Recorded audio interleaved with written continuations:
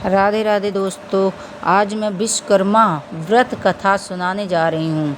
श्री सूत जी बोले, प्राचीन समय की बात है। मुनि विश्वामित्र जी के बुलाने पर मुनि और सन्यासी लोग कुछ स्थान पर एकत्र हुए सभा करने के लिए। सभा में मुनि विश्वामित्र ने सभी को संबोधित किया। मुनि विश्वामित्र ने कहा कि हे मुनि, आश्रमों में दुष्ट राक्षस यज्ञ करने वाले हम लोगों का अपना भोजन बना लेते हैं, यज्ञों को नष्ट कर देते हैं, जिसके कारण हमें पूजा पाठ में, ध्यान आदि में बहुत ज़्यादा परेशानी हो रही है। इसीलिए हम तत्काल उनके कृत्यों से बचने का कोई उपाय अवश्य हमें करना चाहिए।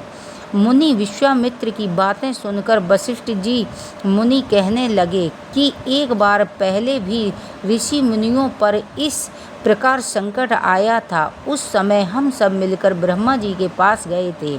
ब्रह्मा जी ने ऋषि मुनियों को संकट से छुटकारा पाने के लिए बताया था। ऋषि लोगों ने ध्यानपूर्वक वशिष्ठ मुनि की बातों को सुना और कहने लगे कि वशिष्ठ जी मुनि ने ठीक ही कहा है, हमें ब्रह्मदेव की शरण में जाना चाहिए। ऐसा सुन सब ऋषि मुनियों ने स्वर्ग को स्थापना किया।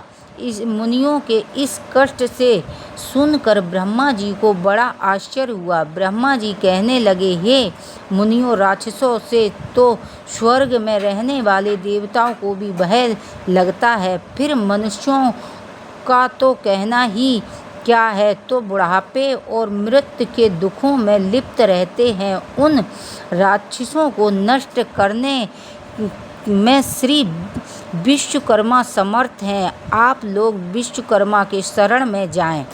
इस समय पृथ्वी पर अग्नि देवता के पुत्र मुनि अंगिरा योगों में श्रेष्ठ पुरोहित हैं और जो श्री विश्वकर्मा भक्त हैं, वहीं आपके दुख दूर कर सकते हैं। इसीलिए हे मुनि, आप उन्हीं के पास जाएं। श्री सूत जी बोले, ब्रह्मा जी का कथन के अनुसार मुनि लोग अंगिरा ऋषि के पास गए। मुनियों की बातें सुनकर अंगिरा ऋषि ने कहा, हे मुनियों, आप लोग क्यों व्यर्थ में इधर उधर मारे मारे फिर रहे हैं और दुख दूर करने में विश्वामित्र भगवान के अतिरिक्त और कोई भी सामर्थ नहीं है।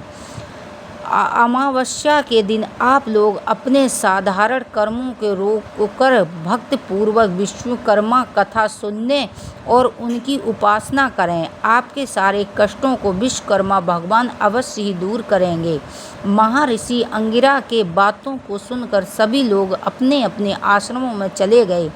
तत्पश्चात अमावस्या के दिन मुनि ने यज्ञ किया। यज्ञ में विश्वकर्मा भगवान का पूजन किया, विश्वकर्मा कथा को सुना और इसका परिणाम हुआ कि वे सारे राक्षस भस्म हो गए। यज्ञ विघ्नों से रहित हो गए, उनके सारे कष्ट दूर हो गए। जो मनुष्य भक्ति भाव से विश्वकर्मा भगवान की पूजा करता है, वह सारे सुखों को प्राप्त करता हुआ संसार में बड़े पद को प्राप्त करता है। जय बोलो विश्वकर्मा भगवान की जय। श्री राधे।